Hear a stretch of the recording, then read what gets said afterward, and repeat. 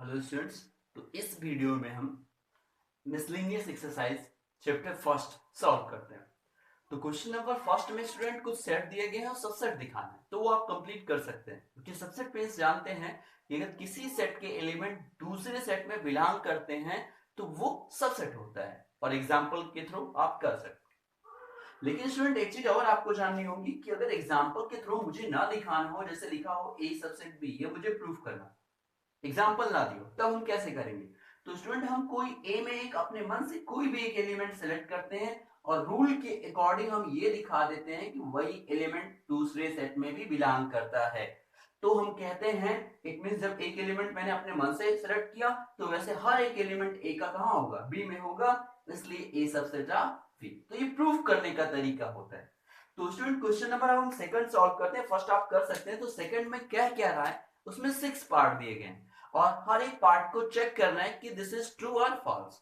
If true then proof, if false then example. अगर true होगा तो हमें क्या करना होगा, प्रूफ करना होगा। तो चलो देखते हैं फर्स्ट क्वेश्चन क्या कह रहा है। एक्स बिलोंग ए, यानी एक्स एक एलिमेंट है जो ए के घर में बिलोंग कर रहा है और ए एक सेट है जो बी में बिलोंग कर रहा है। क्लियर? तो हमें दिखाना है कि वही एलिमेंट कहां बिलोंग कर रहा है, बी में बिलोंग कर रहा है। तो चलो स्टूडेंट हम लेते हैं एग्जांपल। तो हमने क्या किया, एक एलिमेंट ले लिया, यानी ए में मैंने एक एलिमेंट ऐसे 1 लिख दिया। क्लियर? तो इट मींस ये क्या कर रहा है कि 1 बिलोंग टू ए लिख रहा है। क्लियर? अब मैंने क्या किया, एक बी सेट सेलेक्ट किया जिसमें ए पूरा होना चाहिए, तो मैंने लिखा 2 1 एंड 3। क्लियर? तो यहां जो हुआ है स्टूडेंट, जो ए सेट था वो एक एलिमेंट की तरह बिहेव कर रहा है, इसलिए here A belong to B, क्योंकि एलिमेंट भी किसी सेट में बिलोंग कर रहा है तो ए सेट को मैंने यहां एलिमेंट की तरह लिख दिया। अब हमें ये देखना है स्टूडेंट कि जो ये कह रहा था कि जो एलिमेंट ए में बिलोंग कर रहा है वही एलिमेंट बी में भी बिलोंग करना चाहिए। तो देखते हैं स्टूडेंट, इट मींस एक्स, तो सो 1 बिलोंग कहां करना चाहिए, बी में करना चाहिए। तो यहां स्टूडेंट क्या 1 बिलोंग बी कर रहा है? नहीं कर रहा है। कंफ्यूज मत होइएगा, क्योंकि अगर 1 को मैंने अगर ऐसे लिख दिया देन हियर बिलोंग, बिकॉज यहां जो 1 है वो एक सेट की तरह से है, यानी सेट को सेट के फॉर्म में कन्वर्ट करके तब एलिमेंट बनाया गया, केवल ऐसे नहीं लिखा गया। तो यहां जब हम लिखेंगे यहां 1 does not belong to B, लेकिन याद रहे अगर ब्रैकेट में कर देते तो बिलोंग हो जाता। So this is false. तो ये जो हुआ फॉल्स हो गया, यानी क्वेश्चन नंबर सेकंड का फर्स्ट पार्ट क्या हो गया स्टूडेंट, फॉल्स हो गया। क्लियर? अब हम सेकंड के लिए देखते हैं। तो ए सबसेट ऑफ बी, यानी हमें ए एक कोई सेट ऐसा सेलेक्ट करना है। चलो इसी की तरह से एग्जांपल ले लेते हैं।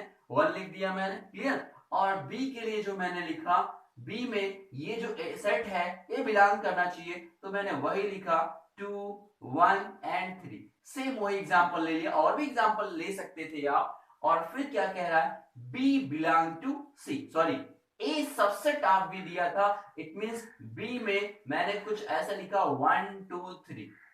क्लियर? या 1 2 1 लिख दिया, तो इट मींस यहां सबसेट था, बिलोंग नहीं था। तो इट मींस इन दोनों को अगर हम देखें तो क्या बन रहा है, ए सबसेट ऑफ बी बन रहा है। अब मुझे इसके लिए करना है बी बिलोंग टू सी, यानी सी एक सेट मैंने ऐसा सेलेक्ट किया जिसका बी जो पूरा सेट है वो उसमें क्या होना चाहिए, बिलोंग करना चाहिए। तो मैंने ऐसे लिखा 3 एंड 1 कॉमा 2। क्लियर? अब एक एक्स्ट्रा एलिमेंट मैंने लिख दिया 4। क्लियर? तो इट मींस अगर हम इसको और इसको देखें, यानी इन दोनों को देखें, तो इन दोनों से क्या मिल रहा है कि B बिलोंग्स टू C, यानी B जो सेट था वो एक एलिमेंट की तरह यहां बिलोंग कर रहा है। तो अब हम देखते हैं स्टूडेंट कि क्या A बिलोंग्स C, यानी A जो था, ए जो सेट था क्या सी में बिलोंग कर रहा है? नहीं कर रहा है स्टूडेंट, क्योंकि ए मतलब क्या, 1 जो सेट ये हम करते थे ये सी में होना चाहिए, तो है नहीं है। 1 2 के साथ अगर 1 2 दोनों होता तब होता, तो A does not belong to C. Clear? तो आपको समझ में आ गया, ये भी क्या है आपका, ये भी आपका फॉल्स है। क्लियर? तो क्वेश्चन नंबर फर्स्ट और सेकंड के दोनों फॉल्स हुए। अब हम थर्ड पर आते हैं। थर्ड में दिया हुआ if A subset of B and B subset of C then A subset of C, ये सबसेट है स्टूडेंट। क्लियर? तो चलो हम लेते हैं, क्योंकि ये ट्रू है, वैसे ही दिख रहा है। तो क्योंकि ए के ऑल एलिमेंट बी में है और बी के सभी एलिमेंट सी में है, ठीक है, तो भाई ए के एलिमेंट भी सी में होंगे। लेकिन हम कैसे दिखाएंगे, तो हम लिखते हैं कि let x x belong to A, इसके according, then x belong to also b। क्यों? क्योंकि given here a subset of b। Clear? और दूसरी चीज, ये b c में भी बिलोंग करेगा, x belong c also, because given b subset c। Clear? अब स्टूडेंट मैंने शुरुआत में ही स्टार्ट में ही बताया है कि अगर कोई एलिमेंट ए सेट में बिलोंग कर रहा है और वही रूल के अकॉर्डिंग दूसरे सेट में दिखा दो तो वो दोनों एक दूसरे के क्या हो जाते हैं? सबसेट हो जाते हैं। So A subset of C. Clear? So true, यानी ये जो थर्ड पार्ट हुआ ये क्या हो गया? ट्रू हो गया, प्रूफ हो गया। अब हम फोर्थ पार्ट में आते हैं। फोर्थ पार्ट में क्या कह रहा है कि ए कोई सेट है जो बी का सबसेट नहीं है। क्लियर? और फिर कह रहा है बी जो है वो सी का सबसेट नहीं है, तो क्या ए भी सी का सबसेट नहीं होगा?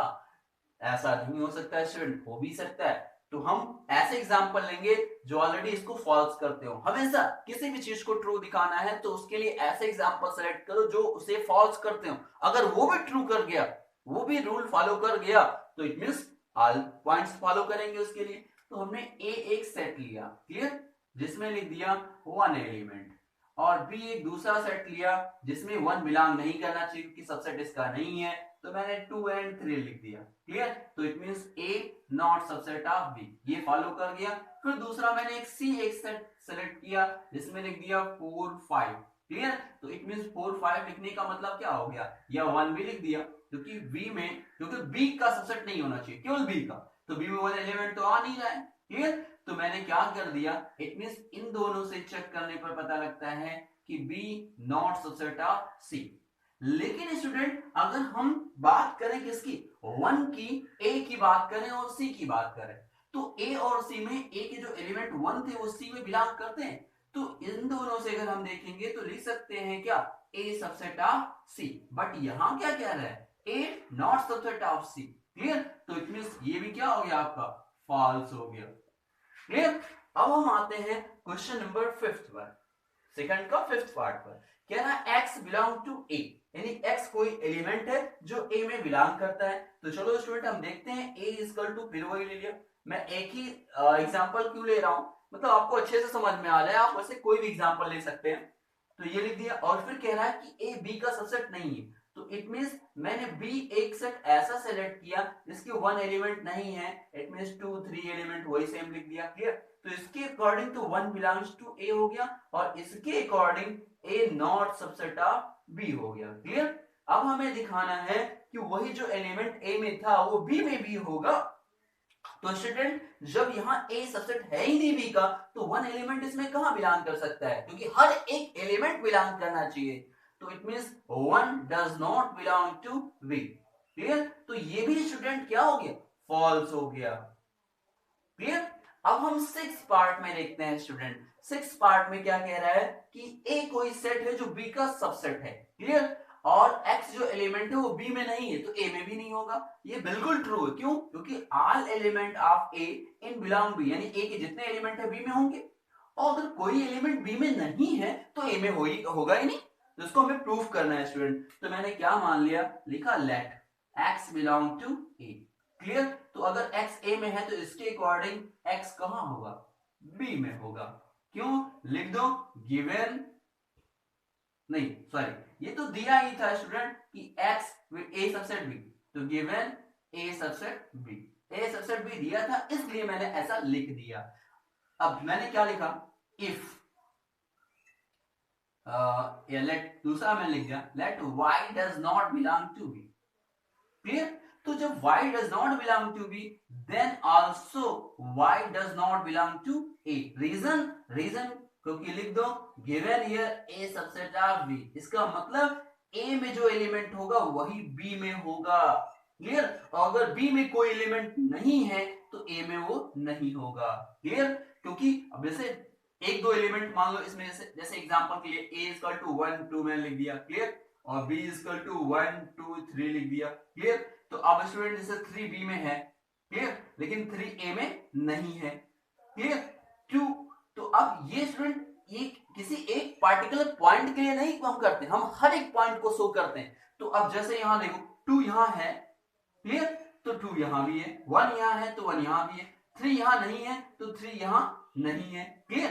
तो इट मींस जैसे हम किसी ऐसे एग्जांपल को नहीं लेते जो इसको वेरीफाई कर रहा है, हम हर एक एग्जांपल जब इस स्टेटमेंट को फॉलो करेगा तभी हम ट्रू कहेंगे, अदरवाइज ट्रू नहीं कहेंगे। एक भी कोई भी ऐसा एलिमेंट मिल गया जो इसको क्या कर रहा है, फॉलो नहीं कर रहा है, तो वो क्या होगा, फॉल्स होगा। तो यहाँ ये तो फॉलो नहीं कर रहा है ना, Y does not belong to A, तो इट मींस ये एक एलिमेंट मैंने ऐसा लिया जो बी में तो बिलोंग करता था, लेकिन ये कह रहा है कि जो एलिमेंट बी में नहीं बिलोंग करता है वो क्या ए में बिलोंग करेगा, नहीं करेगा स्टूडेंट। तो यहां मैंने क्या लिख दिया कि y does not belong to b, then y does not belong to a, क्योंकि जब b में जो चीज बिलोंग नहीं करेगा वो a में भी बिलोंग नहीं करेगा, क्लियर। तो दिस इज फॉल्स। तो ये आपके क्वेश्चन नंबर सेकंड के जो 5 6 पार्ट दिए गए थे ये क्लियर हो गए।